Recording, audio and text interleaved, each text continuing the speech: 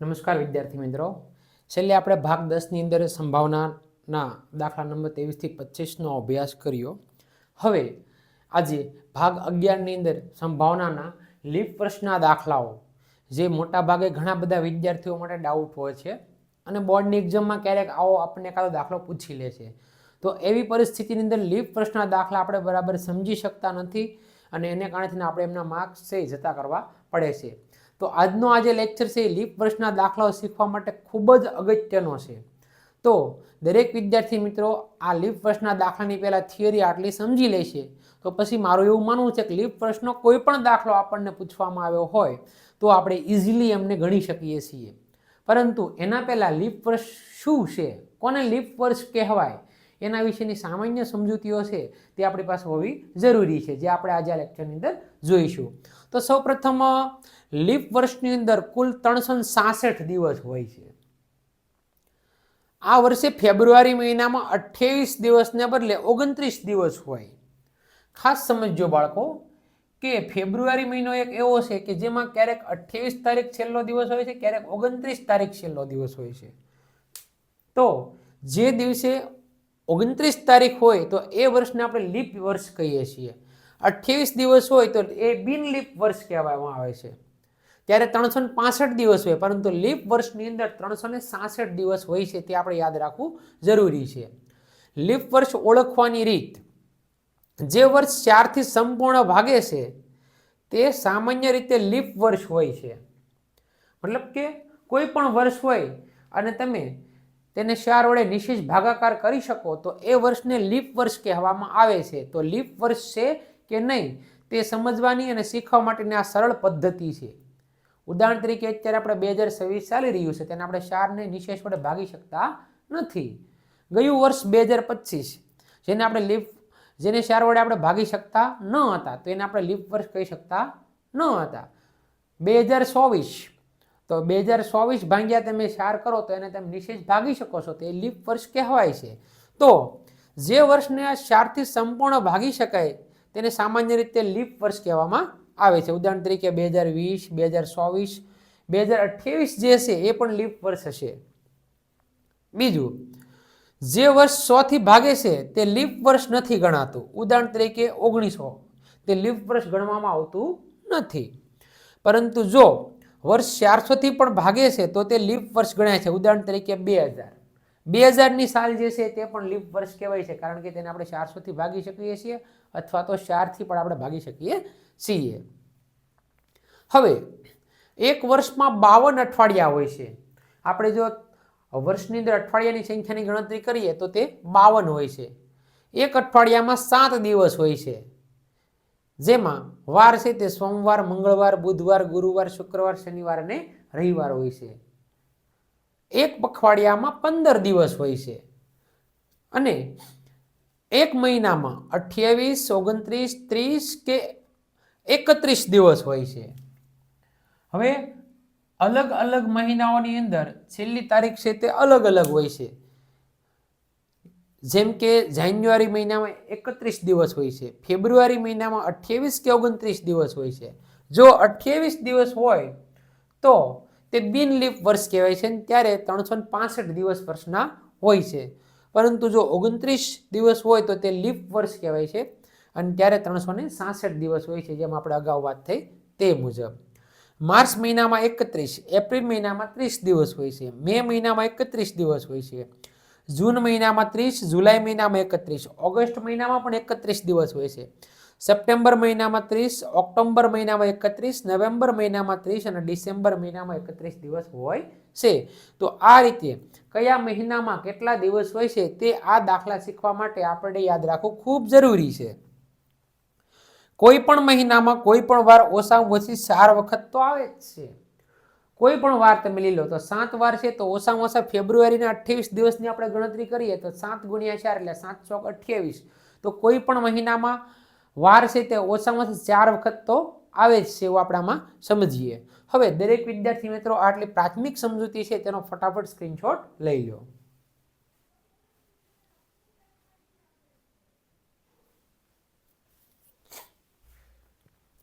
હવે થોડાક લીપ વર્ષના વ્યવહારિક ઉદાહરણો દ્વારા આપણે દાખલાઓ ગણવે અને જેનાથી આપણે લીપ વર્ષના દાખલાઓ છે તે ઇઝીલી સમજી શકીશું.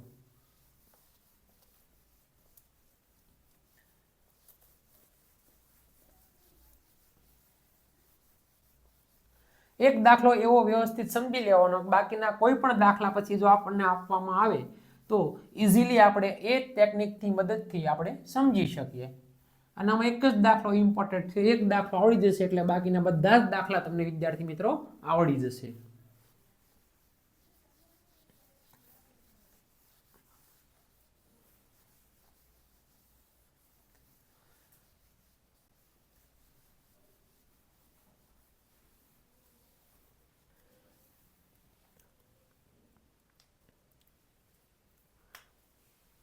ઉદાહરણ 1,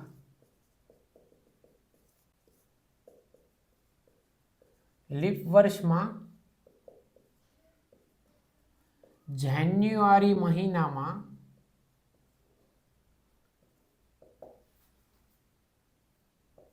5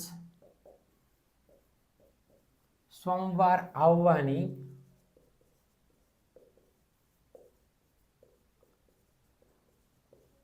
સંભાવના શોધો. સૌપ્રથમ વિદ્યાર્થી મિત્રો, આપણને કોઈ પણ મહિનો આપવામાં આવ્યો હોય તો એ રકમ પરથી એ મહિનાની અંદર કેટલા દિવસો હોય છે તે આપણને ખૂબ ખ્યાલ હોય તે ખૂબ જરૂરી છે. અહીં લીપ વર્ષ કહેવામાં આવ્યું તો સૌપ્રથમ લખી દઈએ કે લીપ વર્ષમાં કુલ 366 દિવસ હોય છે, જેમાં જાન્યુઆરી મહિનામાં 31 દિવસ હોય છે.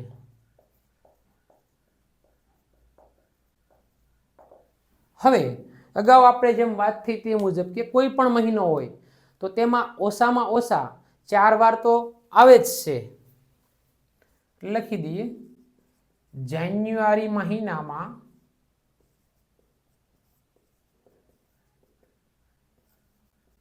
4 વાર તો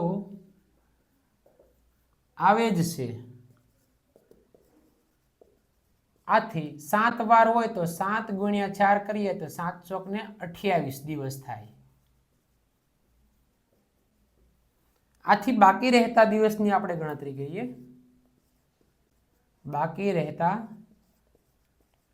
દિવસ બરાબર કુલ 31 દિવસ હોય, પરંતુ 28 આમાંથી આપણે જો બાદ કરીએ તો 3 દિવસ બાકી રહે. આ જે 3 દિવસ બાકી રહે તેમાં કયા કયા વાર હોઈ શકે તેની આપણે સંભાવના મેળવવાની છે. આથી 3 વાર બાકી રહે છે તેની સંભાવના બરાબર આપણે આવી રીતે આમની ગણતરી કરીએ કે ધારો કે તે સોમ, મંગળ અને બુધ હોઈ શકે. એવી જ રીતે મંગળ, બુધ, ગુરુ હોઈ શકે. એવી જ રીતે બુધ, ગુરુ, શુક્ર હોઈ શકે. એવી જ રીતે ગુરુ, શુક્ર, શનિ હોઈ શકે. એવી જ રીતે શુક્ર, શનિ, રવિ હોઈ શકે. એવી જ રીતે શનિ, રવિ, સોમ હોઈ શકે. રવિ, સોમ, મંગળ હોઈ શકે. સોમ, મંગળ અને બુધ તો આપણે શરૂઆત કરી જ છે. તો આવી રીતે આપણે બાળકો ક્રમશઃ 3 દિવસ બાકી રહે તો 3 વાર આ રીતે લખી શકાય. સોમ, મંગળ, બુધ, મંગળ, બુધ, ગુરુ, બુધ, ગુરુ, શુક્ર, ગુરુ, શુક્ર, શનિ, શુક્ર, શનિ, રવિ, શનિ, રવિ, સોમ, રવિ, સોમ, મંગળ. તો આ 1, 2, 3, 4, 5, 6 અને 7 આથી કુલ સંખ્યા આપણી 7 મળે.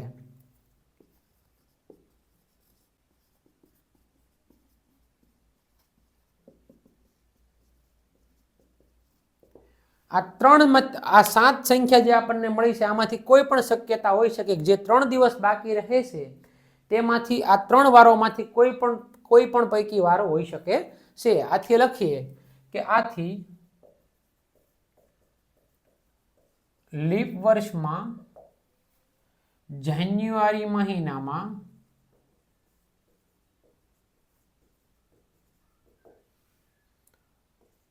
5 સોમવારની સંભાવના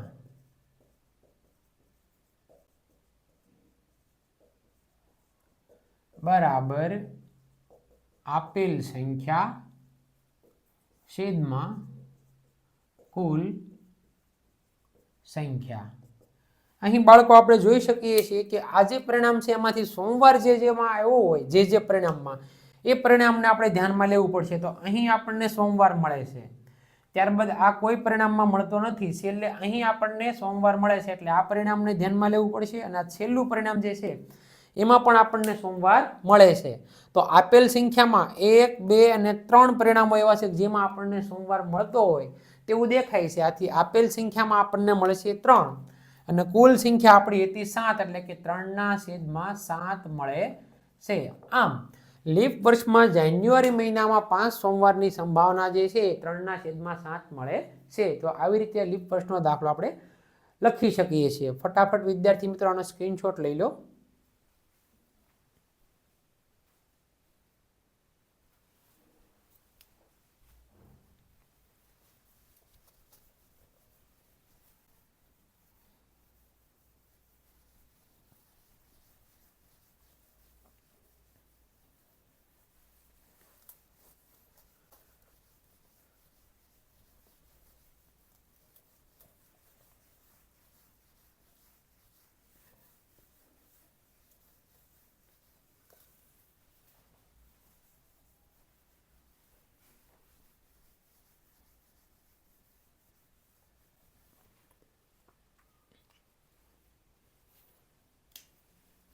ઉદાહરણ 2 લખીએ.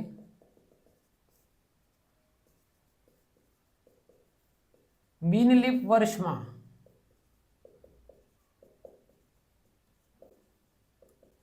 ફેબ્રુઆરી મહિનામાં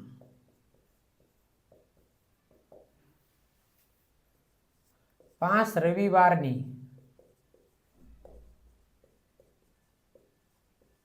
સંભાવના શોધો. વિદ્યાર્થી મિત્રો ખાસ યાદ રાખજો કે લીપ વર્ષ છે કે બિન લીપ વર્ષ છે ને એમાંય જ્યારે ફેબ્રુઆરી મહિનો આપવામાં આવે ત્યારે જે આપણે લીપ વર્ષના દાખલા શીખીએ છીએ તો એમાં મોટા ભાગે ફેબ્રુઆરી મહિનાનો જ ખેલ છે. તો એમાં આપણે ખાસ તકેદારી રાખવી પડે. તો આવી જ્યારે આપણને રકમ પૂછવામાં આવે તો સૌપ્રથમ આપણને ખબર હોવી જોઈએ કે બિન લીપ વર્ષમાં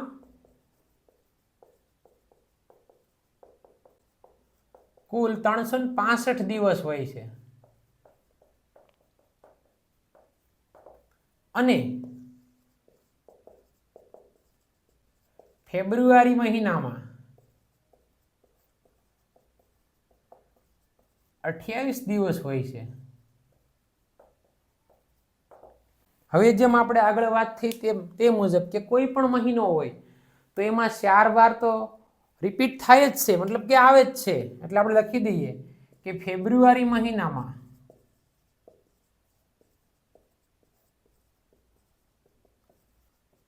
4 વાર તો આવે જ છે. આથી કુલ વારની સંખ્યાઓ 7 છે એટલે કે 7 × 4 બરાબર 28 થાય. તો બાકી રહેતા દિવસ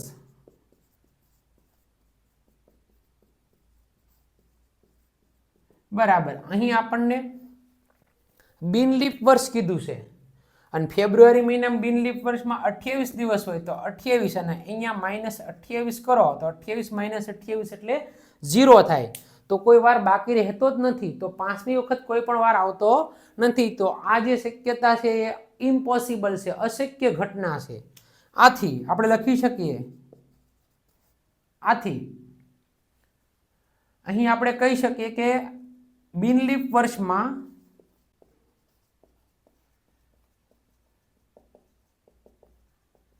ફેબ્રુઆરી મહિનામાં 5 રવિવારની સંભાવના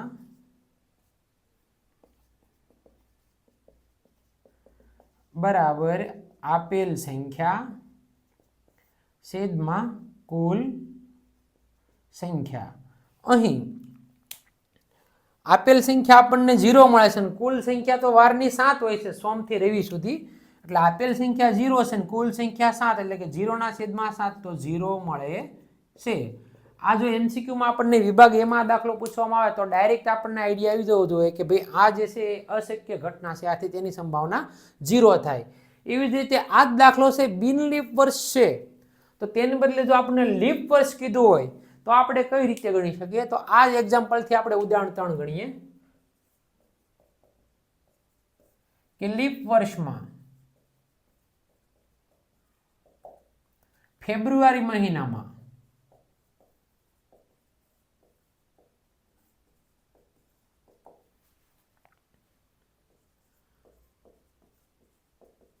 પાંચ રવિવારની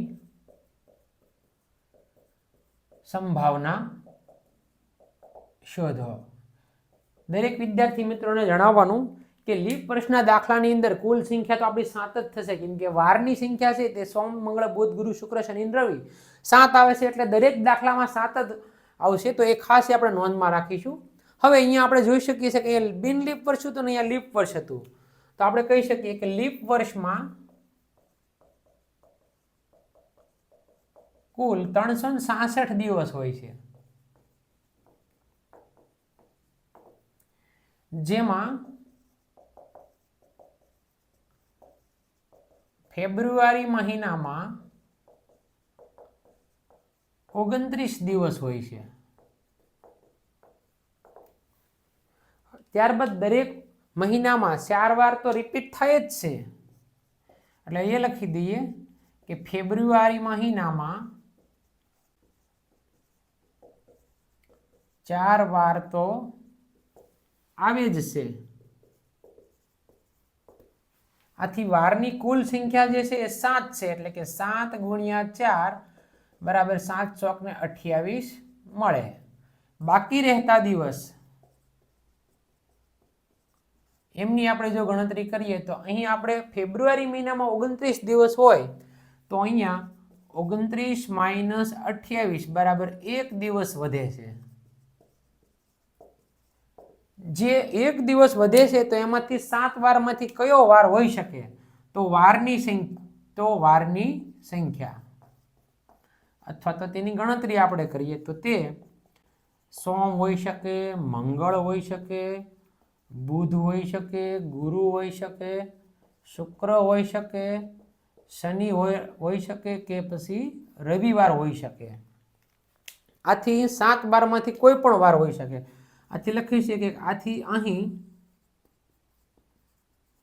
કુલ સંખ્યા બરાબર 7 મળે. હવે લીપ વર્ષમાં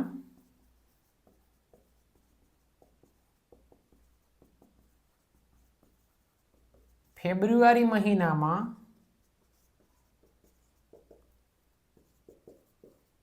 5 રવિવારની સંભાવના બરાબર આપેલ સંખ્યા છેદમાં કુલ સંખ્યા. અહીં આપણે જોઈ શકીએ છીએ કે રવિવારની સંખ્યા ફક્ત ને ફક્ત 1 જ મળે છે, તો આપેલ સંખ્યામાં આપણને 1 મળશે અને કુલ સંખ્યા અહીં આપણી 7 છે. રવિવારની સંખ્યા 1 છે એટલે આપેલ સંખ્યામાં 1 અને કુલ સંખ્યામાં 7 એટલે કે 1/7 મળે છે. તો આમ આ રીતે બિનલીપ વર્ષ માટે ફેબ્રુઆરી મહિનાનો દાખલો પૂછવામાં આવે કે લીપ વર્ષ માટે ફેબ્રુઆરી મહિનાનો દાખલો પૂછવામાં આવે, વાર રવિવારને બદલે કોઈ પણ વાર હોય તો આ રીતે આપણે એની ઇઝીલી ગણતરી કરી અને ગણી શકીએ છીએ. તો દરેક વિદ્યાર્થી મિત્રો ફટાફટ આનો સ્ક્રીનશોટ લઈ લો.